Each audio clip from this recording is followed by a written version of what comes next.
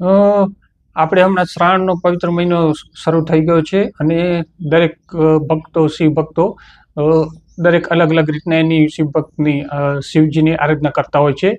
તો હું પણ એક શિવ ભક્ત છું અને મારું કામ છે રોગાના પેઇન્ટિંગ કરું છું. તો મને કંઈક અલગ કરવાનો વિચાર આવ્યો, તો મેં રોગાનાટમાં શિવલિંગની કૃતિ તૈયાર કરી અને એ રીતના મેં મારી શિવ ભક્તિ આનામાં દર્શાવી છે.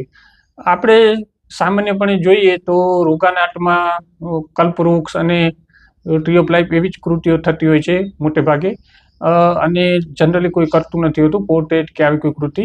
તો મેં એવું બનાવવાનો હંમેશા અલગ અલગ બનાવવાનો ટ્રાય કરતો હોઉં છું. તો એ વસ્તુને લઈને મેં રોગાનાટમાં શિવલિંગની કૃતિ તૈયાર કરી, જેનામાં આપણે જોઈએ કે જળાભિષેક થાય છે, બીલીપત્ર ચડાવવા આવે છે, ફૂલ હોય છે, ત્રિશૂલ છે, ડમરું છે, એ રીતના મેં આખી કૃતિ તૈયાર કરી છે.